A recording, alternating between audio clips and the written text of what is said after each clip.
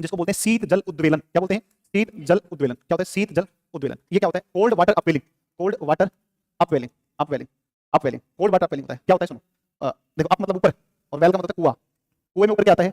पानी आता है ना। कुएं में ऊपर क्या आता है? पानी। उद्वेलित का मतलब होता है ऊपर की तरफ उठना। तो पानी का ऊपर आना, कैसे पानी का ऊपर आना? ठंडे। भाई महासागर में कोई पानी ऊपर आएगा तो नीचे से ठंडा ही होगा, नीचे का पानी ठंडा होता है, ठंडा पानी ऊपर आता है, वो क्या होता है? तो बेसिकली जैसे मैं आपको एक मोटा मोटा सा आइडिया बताऊं, मान लो ये कोई आपका महासागर है, ये पानी भरा हुआ है यहाँ पर, ठीक है। महासागरों के ऊपर चलती 3 प्रकार की पवनें। महासागर महाद्वीप सब जगह चलती है, कहीं पर उनकी तीव्रता ज्यादा होती है, कहीं पर पवनों की तीव्रता कम होती है। उन पवनों को बोलते हैं स्थायी पवन। कौन सी पवन है? स्थायी पवन, परमानेंट विंड, जिनमें 3 नाम आते हैं। एक का नाम है व्यापारिक, एक का नाम है पछुआ और एक का नाम है कौन सी? ध्रुवीय। एक व्यापारिक, एक पछुआ और एक ध्रुवीय। व्यापारिक, पछुआ और ध्रुवीय, 3 पवन है। अब ये पवन जब महासागरों के ऊपर चलेगी तो ये पवन क्या करती है? अपने साथ में और पानी को आगे बहाती है, आगे खींच कर ले जाएगी। तो पवन जब उस महासागर पे चलेगी तो पवन अपने साथ पानी को आगे खींच कर ले जाएगी, और जिधर से इधर से पानी लेके जाएगी इस तरफ, तो क्या होगा ना कि यहाँ तो पानी का तल जो होगा, इस तरफ तो पानी का तल नीचा हो जाएगा, और जिस तरफ पानी गया है उस तरफ का पानी का तल क्या हो जाएगा? ऊंचा। इधर पानी ज्यादा, इधर पानी कम, तल नीचा, इधर तल ऊंचा। इसको बैलेंस करने के लिए, इसको बैलेंस करने के लिए यहाँ से जलधारा चलेगी नीचे नीचे, और वो पानी यहाँ से आते हुए और यहाँ पर आएगा। तो इससे क्या होगा? इन दोनों का तल क्या हो जाएगा? मेंट। समझ में बात? और इस प्रकार से जब नीचे से पानी ऊपर आएगा तो तभी पानी कैसा होगा? ठंडा। इसे ही कहते हैं कोल्ड वाटर अपवेलिंग। क्या कहते हैं? Cold water upwelling. समझ में बात? तो कई जगहों पर आप देखोगे गर्म पानी होना चाहिए, लेकिन वहाँ कैसी जलधारा है? ठंडी। गर्म होना चाहिए लेकिन कैसी? ठंडी। उसका कारण है कोल्ड वाटर अपवेलिंग। जहाँ गर्म होना चाहिए अगर पानी वहाँ ठंडा मिल रहा है, इसका मतलब वहाँ हो रहा है कोल्ड वाटर अपवेलिंग। बताओ कोल्ड वाटर अपवेलिंग समझ में आएगा? नहीं आया? समझ में आया कोल्ड वाटर अपवेलिंग? अगर ये बात समझ में आई तो सुनो, देखो मैं आपको इसका बहुत बड़ा एग्जांपल बताता हूँ। देखो यहाँ से समझो आप, यहाँ से ये आपकी विश्व रेखा है, और यहाँ से ये जो पानी आया इधर, तो ये तो गर्म था पूरा, ये पानी यहाँ से जो जा रहा है ये पानी कैसा है? गर्म है। वैसे गर्म गर्म पानी था, और ये पानी जब इधर से मुड़ के इधर आया तो ये कनारी जो थी ना, ये ठंडा हो गया। कनारी में पानी कैसा हो गया? ठंडा। क्यों हुआ? मैं बताता हूँ क्यों हुआ। क्योंकि इसलिए हुआ क्योंकि आपको पता है व्यापारिक पवनें चलती हैं 30 डिग्री से 0 की तरफ, 30 से 0। वैसे जब यहाँ से और ये पवन चली 30 से 0 की तरफ, ये धारा, ये जो पवन चली, तो इस पवन ने क्या किया? व्यापारिक पवन है ना, और ये व्यापारिक पवन थी, इसने पानी उठाया, इस पानी को कहाँ जमा कर दिया? यहाँ पर। तो इधर तो तल क्या हो गया? नीचा, और इधर तल क्या हो गया? ऊंचा। और ये जब तल नीचा किया व्यापारिक पवनों ने, तो नीचे का पानी उठ के ऊपर आया, और नीचे का पानी ऊपर आता है, तो इसी से ये पानी कैसा हो जाता है? ठंडा। ठंडा। ये कोल्ड वाटर अपवेलिंग की वजह से कनारी की धारा कैसे हो जाती है? ठंडे। और जहाँ ठंडी जलधारा होती है वहाँ पर बड़े बड़े मरुस्थल बनते हैं, यहाँ पर मरुस्थल का विकास हुआ, इसका नाम है सहारा। मेरी बात समझ में? या तो ध्रुव की तरफ से पानी आएगा तब ठंडा होगा, जैसे कि आई लैब्राडोर, कौन सी जलधारा आई? तो या तो लैब्राडोर ध्रुव की तरफ से आए तो ठंडा है। पूर्वी ग्रीनलैंड की धारा ये कैसा है? ठंडा है, क्योंकि किस तरफ से आ रही? ध्रुव की तरफ से। या तो ठंडा होने के कारण है कि ध्रुव से पानी आएगा, और अगर पानी ध्रुव से नहीं आ रहा है फिर भी ठंडा है, तो इसका मतलब वहां पर हुआ है कोल्ड वाटर अपवेलिंग, शीत जल उद्वेलन हुआ है। आगे बात समझ में? उत्तरी अटलांटिक की जलधाराएं देखते हैं। तो सुनो एक बात, तो आपको मैं 5-6 जलधाराओं के नाम, अच्छा आपसे क्या पूछेगा? आपसे बस 2 ही प्रश्न पूछ सकता है, या तो ये जलधारा किस महासागर में, ठीक है, और या पूछेगा कि बताओ इसमें से कौन सी ठंडी नहीं है या कौन सी गर्म नहीं है। कौन सी ठंडी है ऐसा पूछ लिया तो 3 गर्म देगा, 1 ठंडी देगा। कौन सी ठंडी नहीं है तो 3 ठंडी देगा और 1 गर्म देगा। आई बात समझ में? सिर्फ इतना सा ही प्रश्न आएगा, इसके अलावा इससे बात प्रश्न जलधारा का नहीं आएगा, ठीक है ना। कोई भी पर्ची आगे फॉरवर्ड नहीं होगी, ठीक है ना। भाई तुम पर्ची लाभ तो इसको दे दो नहीं मतलब पर्ची मत दो, उसे पाल तुम डिस्टर्ब होते हुए घर में। लो जल्दी करो फॉरवर्ड इसको। क्या है? अगर शायरी हुई डंडा तैयार करो, सबको पिटा जाएगा। ले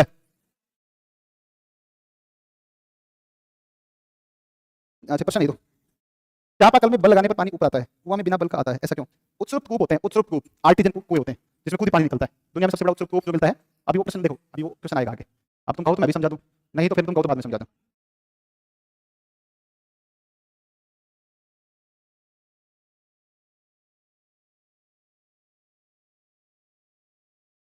चलो मैं ऑस्ट्रेलिया में आएगा, ऑस्ट्रेलिया से पढ़ाएंगे ना, तो उसमें आता है कि जैसे कई बार क्या होता है कि जैसे ऊपर से पानी बारिश हुई तो यहाँ से पानी नीचे गया धरातल में, और ये वाटर टेबल, एक वाटर लेवल होता है।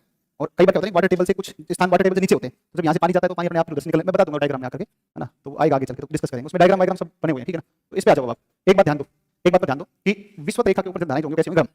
तो 2 प्रकार की 6 धाराओं के नाम बताता हूं, आप सबको याद हो जाएंगे, 1 मिनट में, 1 सेकंड में याद हो जाएंगे।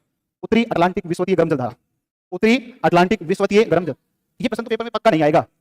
हाँ अच्छा आप बताओ क्या प्रश्न आ सकता है क्या? उत्तरी अटलांटिक जलधारा गर्म है ठंडी है? गर्म। अरे उत्तरी अटलांटिक विश्वतीय, तो विश्वतीय कैसे आएगी? गर्म। अच्छा ये प्रश्न आया और फिर भी गलत हो गया, इसका मतलब उससे गैर कोई है ही नहीं। यार एक बात बताओ क्या प्रश्न आ सकता है क्या? दक्षिण अटलांटिक विश्वतीय की गर्म जलधारा, उत्तरी हिंद विश्वतीय की गर्म जलधारा, दक्षिणी हिंद विश्वतीय गर्म जलधारा, उत्तरी प्रशांत विश्वतीय गर्म जलधारा, दक्षिणी प्रशांत विश्वतीय गर्म जलधारा। तो 6 धारा याद हुई कि नहीं हुई? याद करनी है क्या? होगी, हो गया क्लियर सबको? अरे यार वो कह रहा भी एक बार, अरे बावड़ा यार, यार अजीब बच्चे नहीं हो तुम लोग, लगता नहीं तुम्हें। देखो देखो ये आपकी उत्तरी अटलांटिक महासागर, बेटा सुन लो, उत्तरी अटलांटिक महासागर में चली इस प्रकार से आई, और ये उत्तरी विश्वतीय अटलांटिक जलधारा हुई, ऐसे चलती हुई, और फिर ये यहाँ पर आप आओगे तो यहाँ पे द्वीप पड़ता है, इसका नाम है क्यूबा। कौन सा द्वीप पड़ता है? क्यूबा। इस क्यूबा से यहाँ पर गई इस प्रकार से, यहाँ से गई ये वाली, ठीक है ना।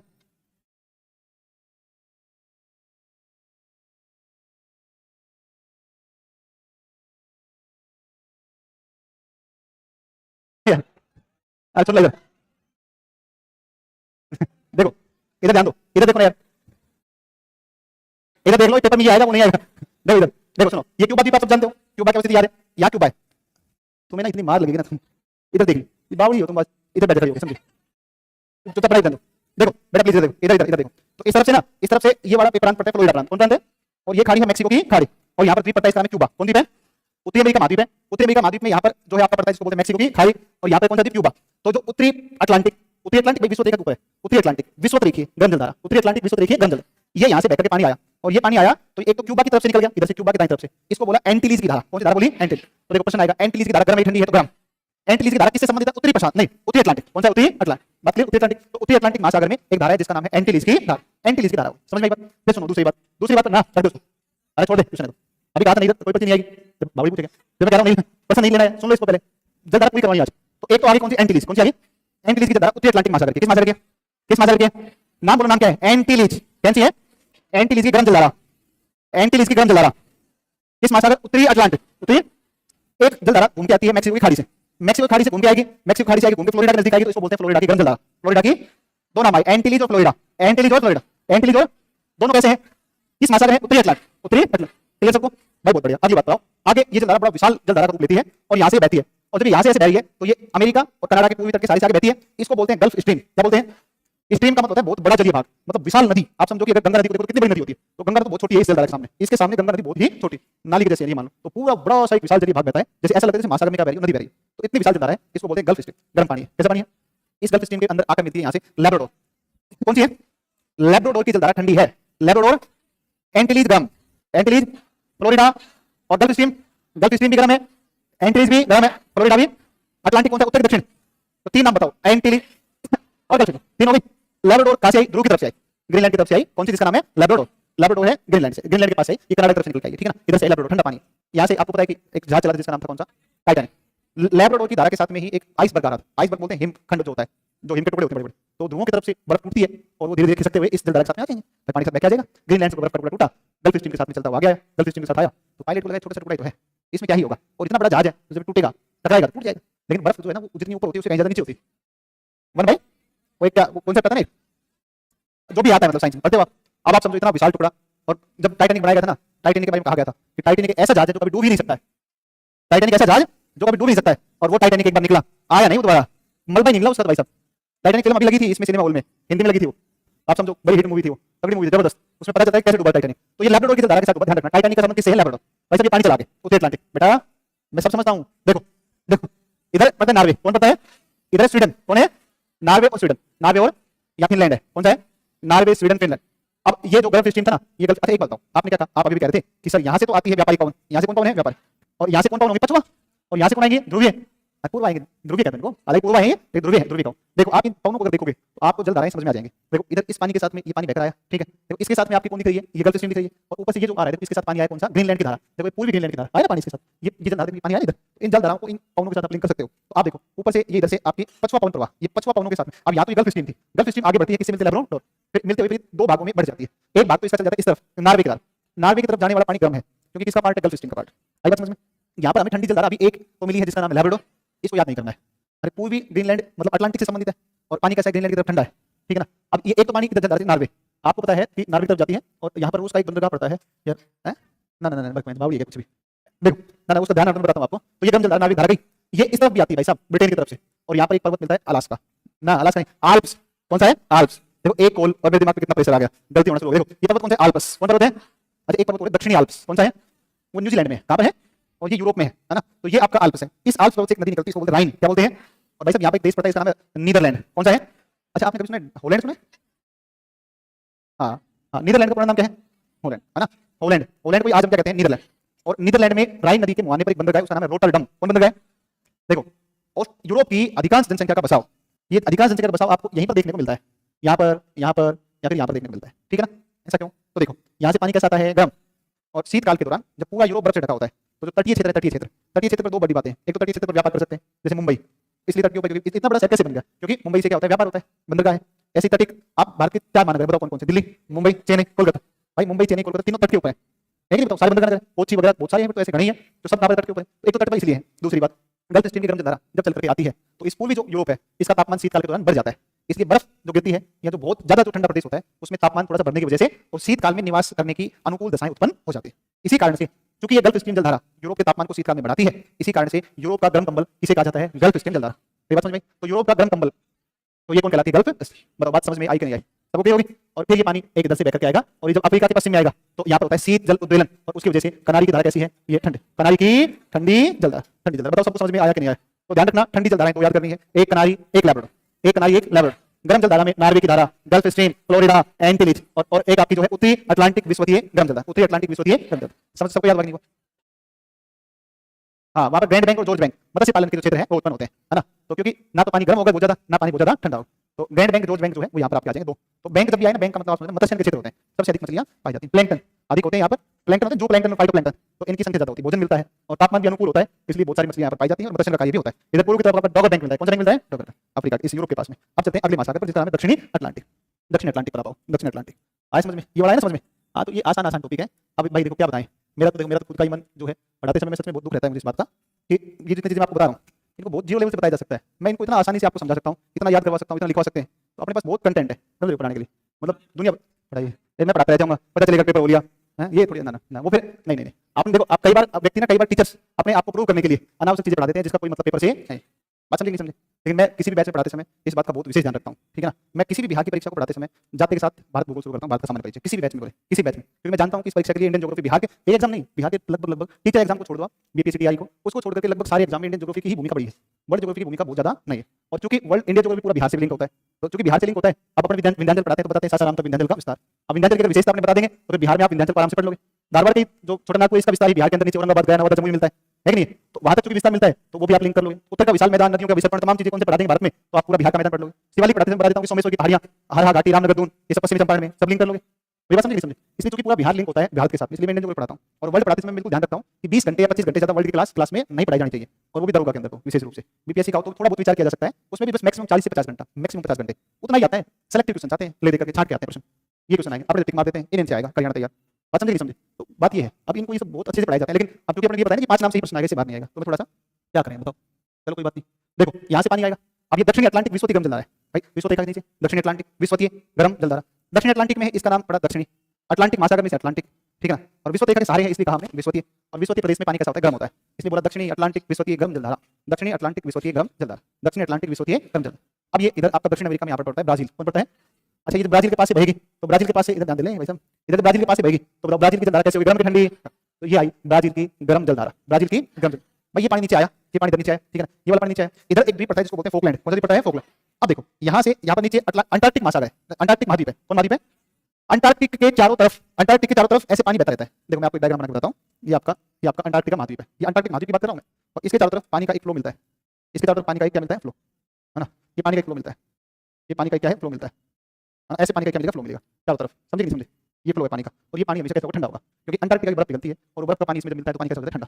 तो ठंडी जलधारा एक चारों तरफ अंटार्कटिका में चारों तरफ बहता रहता है पानी, चारों तरफ अंटार्कटिका में, आई बात समझ में? और जब ये पानी बहता है तो ये पानी जब ऐसे बह रहा है चारों तरफ, ऐसे बह रहा है, तो ये पानी आपको कहते हैं पछुआ पवन प्रवाह, क्योंकि पछुआ पवनों के साथ में ये भाई जैसे यहाँ से आप इस बात को समझो, यहाँ से आपकी पवनें कैसी है? ये व्यापारिक है ना, और ऐसे आप देखोगे तो ये व्यापारिक पवनें है, हाँ ये ध्रुवीय पवनों के साथ में, सॉरी ये ध्रुवीय पवनें यहाँ से जाएंगे ना, ध्रुवीय पवन ऐसे, तो इन्हीं ध्रुवीय पवनों के साथ में क्या होगा? फ्लो होगा पानी का, और ये पानी बहता हुआ चारों तरफ सर्कुलेट करेगा, चारों तरफ ये पानी सर्कुलेट करेगा, तो ये ठंडा पानी ऐसे बहेगा, तो ये ऊपर से ब्राजील आई और यहाँ से ठंडा पानी ऐसे बहकर निकलेगा ऐसे, तो इसको कहते हैं कौन सा? फोकलैंड। तो देखो ब्राजील गर्म है, फोकलैंड ठंडा है, ब्राजील गर्म, फोकलैंड ठंडा, ब्राजील गर्म, फोकलैंड ठंडा, ब्राजील फोकलैंड, ब्राजील गर्म, फोकलैंड ठंडा, ठंडा पानी हो गया। तो फोकलैंड की धारा ठंडी है, फोकलैंड की धारा, ब्राजील की धारा गर्म है, ब्राजील की धारा गर्म, ब्राजील की धारा, Brazil Antilles, Florida, Gulf Stream, Labrador और फोकलैंड भी ठंडा, फोकलैंड भी ठंडा, और नॉर्वे गर्म।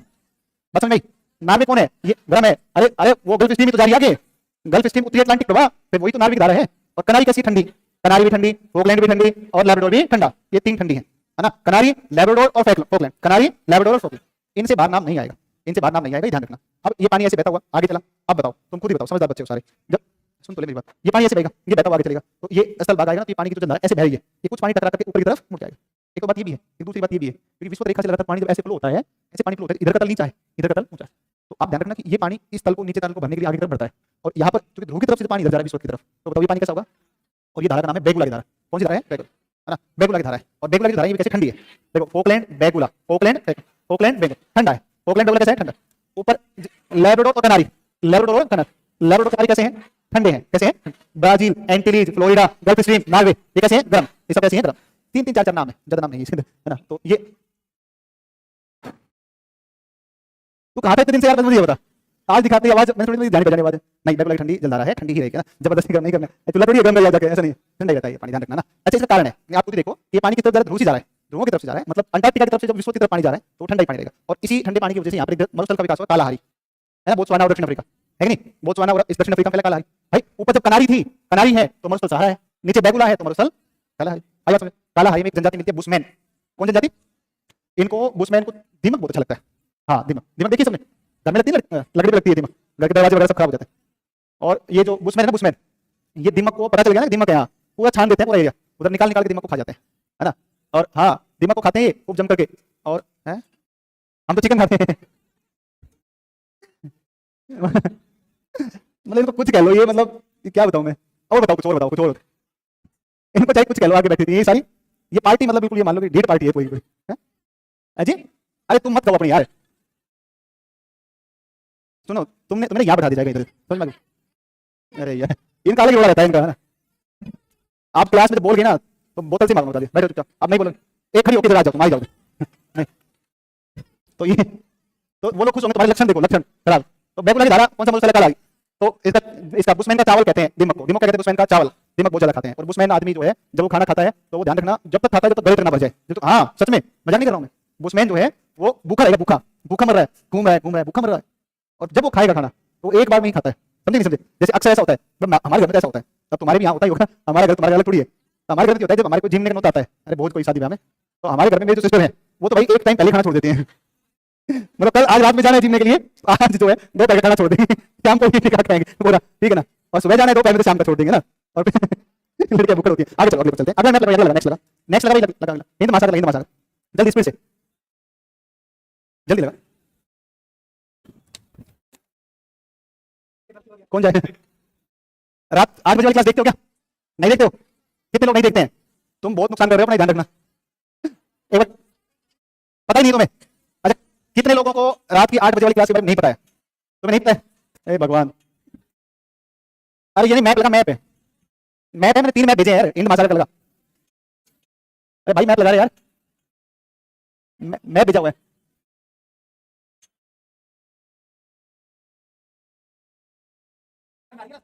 मैप लगाया, मैप है, कहाँ जा रही है?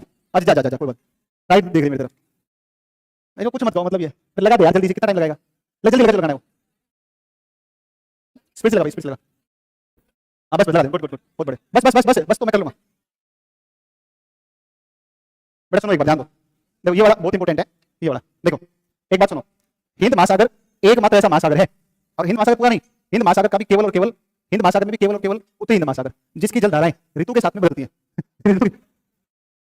मैं क्या कहूं इनको मैं, जिनकी जलधाराएं ऋतु के साथ बदल जाती हैं, ऋतु बदलेगी जलधाराएं भी बदल जाएंगी। सुनो भाई कैसे होता है, आप सब जानते हो, यहाँ पर आपकी एक है जिसको बोलते हैं कौन सी, इक्वेटर है, ठीक है इक्वेटर है। बच्चे सुनो ध्यान दो, आपको मैंने मानसून पढ़ाया, मानसून में मैंने आपको पढ़ाया कि मानसून में 2 बार साल में 2 मानसून होते हैं। एक तो मानसून होता है गर्मियों में, जिसमें पवनें ऐसे चलती हैं दक्षिण पश्चिम से उत्तर पूर्व, एक तो ये बताया था जिसको हम बोलते हैं दक्षिणी पश्चिमी, या इसको बोलते हैं ग्रीष्मकालीन मानसून। ये 6 महीने बाद इसकी दिशा पलट जाती है, इसकी दिशा पलटती है तो अब मानसून आपका हो जाता है ऐसे शीतकाल में, उत्तर पूर्व से और दक्षिण पश्चिम, इसको बोलते हैं दक्षिण पश्चिम मानसून, इसको बोलते हैं उत्तर पूर्व मानसून।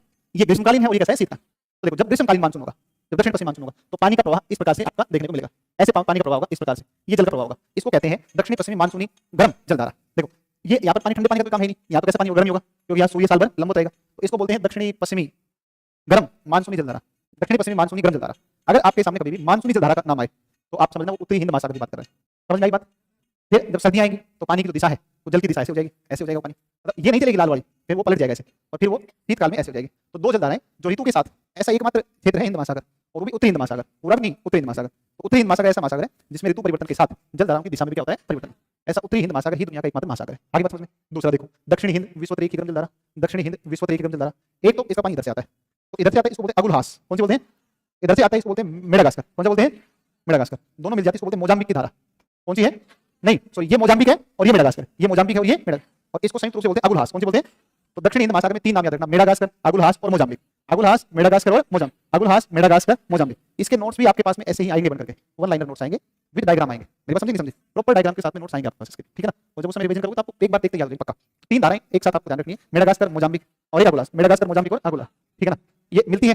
अभी देखो ठंडा ठंडा पानी इधर से चलेगा और ये ठंडा पानी इधर से चल रहा है क्योंकि अंटार्कटिका है ना, और ये पानी जब ऑस्ट्रेलिया के पास से बहेगा तो बताओ ये पानी ठंडा आएगा गर्म आएगा? ठंडा।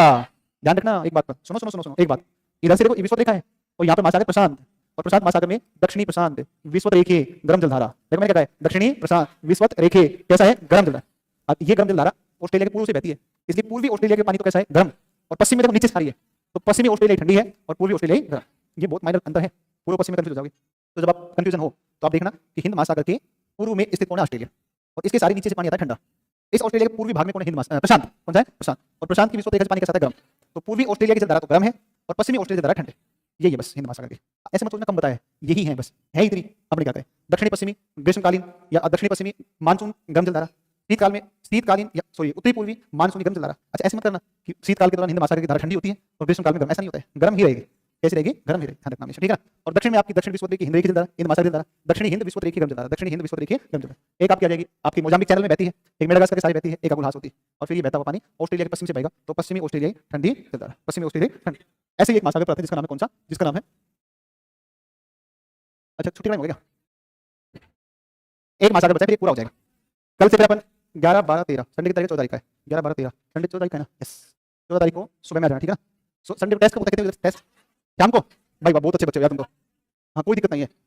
नहीं नहीं सुनो सुनो सुनो सुन लो यार, ना मेरे नाना जी वेंटिलेटर पे हैं, कभी भी जा सकते हैं, सुन लो बात को। अरे मेरे नाना है यार बहुत उम्र के हैं, 90 से प्लस के होली, ठीक है ना। अब हम तो ये सोच रहे हैं कि वो चले जाएं, तो दुखी पानी से क्या मतलब है कि नहीं भाई, 60 साल पर सरकार भी रिटायर कर देती है कि नहीं, तो 90 प्लस होली कोई उम्र जी लिया। अब आप समझो व्यक्ति क्या कहेगा बताओ, इतने सारे भाई मेरा जैसा नाती बोलते हैं ना, क्या बोलते हैं, नाती बोलते हैं ना, मेरा नाना मेरे जैसा नाती है, उसका पोता है, उसकी 4 लाख 5 लाख सैलरी है, मतलब मामा का लड़का है, वो आईआईटी में पढ़ रहा है, तो सब पूरा भरा पूरा संपन्न है, सब कुछ चारों तरफ से सब बढ़िया, नहीं तो उनका समय हो गया जाने का, नहीं तो वो जरा बीमार है, तो वो चूंकि जाएंगे। अब मैं तो कल गया एयरपोर्ट के ऊपर, मैं एयरपोर्ट पर गया तो एयरपोर्ट वाले मुझे धमका रहे उल्टा, मैं गया, मैं जाके मैंने कि ये मेरी फ्लाइट है, तो वो मुझे कह रहा है, वो मैडम कह रही है, तो वो एक तो बहुत जोर का फैशन इतना पाउडर लगा देती है, पता नहीं चलता है, नहीं सच में। और सुन तो लो, फिर वो अंग्रेजी और बोलती है, भाई अंग्रेजी और बोलती है, सुनो देखो वो अंग्रेजी बोल रही है, हमें पता है कि घर जाके भोजपुरी में बात करेगी, आपने पता है, लेकिन वहां अंग्रेजी बोलेगी। अरे तो दीदी शक्ल तो देखो, ये आप सामने देख के तो बात करोगे ना, मैं कौन सा यहाँ न्यूजीलैंड का लगता हूँ तुम्हें, अरे मैं हिंदी बोल रहा हूँ, हिंदी बात करो भाई, क्यों जबरदस्ती अंग्रेजी हो गई, बताओ मैं नहीं बोल सकता अंग्रेजी, आपने हिंदी बात कर लो, ठीक है ना। मुझे कह रही है उल्टा, सर आपने तो फ्लाइट कैंसिल कर दी, वो मुझे कह रही है आपने फ्लाइट कैंसिल की है, मैंने कहा मैडम बावली पूछ गया मैं रहने का, दिमाग खराब हो गया, एक तो लेट हो गया निकलते निकलते, है ना, लेट हो गया, मैं पहुंचा तो मुझे कहा आपने फ्लाइट कैंसिल की है, तो मैंने कहा मैंने सीखा, फिर कह रही है कि ये क्या होता है सर, तो मैंने कहा ये क्या होता है, ये क्या होता है कि मैंने कैंसिल की है, ये बताओ भाई मैंने कैंसिल, अच्छा ये बताओ मैं टिकट कैंसिल करूंगा और मैं टिकट कैंसिल करके खुद ही जाऊंगा एयरपोर्ट पे, मतलब आप समझो बात, ये मतलब है इस बात का अरे इंडिगो की। तो फिर बाद में उन्होंने चेक करी, फिर बोले नहीं सही है, हमारी नहीं है, वो आपकी तरफ से कैंसिल नहीं, हमारी तरफ से कैंसिल थी फ्लाइट, और उनको ये नहीं पता कि अपनी फ्लाइट कैंसिल है अभी शाम वाली, बताओ ऐसे। अरे फिर बोले दोबारा बना देंगे, मैंने ठीक है संडे बनाओ फिर, है ना। ऐसे ऐसे लोग हैं यार बिहार में, देखो हाँ लगा मैप लगा भाई, मैप लगा, ये कल मजाक हुआ। अरे ना इंग्लिश मीडियम की बात नहीं है, इंग्लिश मीडियम की बात नहीं है, वो बेचारे उनकी हालत खराब है ना इंडिगो वालों की आजकल उनका फ्लाइट बहुत कैंसिल हो रही। अब इस प्रशांत महासागर को आप याद कर लो, जैसे बाकी याद किया है वैसे याद कर लो इसको, ठीक है ना। तो बाकी की तरह एक बार याद करो, आओ एक बार सुनिए, थोड़ा सा समझते हैं बात को, ध्यान देते हैं, है ना। आप देखो यहाँ से आप पहले तो ये देखो कि यहाँ से एक आपकी रेखा है, ये विश्व रेखा इक्वेटर, पहले तो आप इसको देखो, हालांकि विश्व रेखा के ऊपर प्रति विश्व रेखी जलधाराएं भी बहती हैं, लेकिन उतना सब डीप नहीं पड़ना है, मोटा मोटा सा देखना है कौन सी कहाँ पर। अब देखो ये आपकी उत्तरी प्रशांत विश्व रेखी गर्म जलधारा, भाई उत्तरी प्रशांत गर्म जलधारा जाएगी, और ये उत्तरी प्रशांत विश्व रेखी ठंडी जलधारा, नहीं सॉरी विश्व रेखी ये कैसी है, गर्म जलधारा होगी ना, तो ये उत्तरी प्रशांत गर्म जलधारा, ये दक्षिणी प्रशांत विश्वतीय गर्म जलधारा, उत्तरी प्रशांत विश्वतीय गर्म जलधारा, दक्षिणी प्रशांत विश्वतीय गर्म जलधारा, समझ में आई बात। अब ये पानी गर्म पानी इधर पड़ता है आपका जापान, इधर कौन पड़ता है, जापान, इधर पड़ता है जापान, और जापान की तरफ से बहती है, और इसको बोलते हैं क्यूरोसिवो, क्या बोलते हैं, क्यूरोसिवो, कौन सी धारा बोलते हैं, ये पानी गर्म है भाई, कैसा पानी है, गर्म।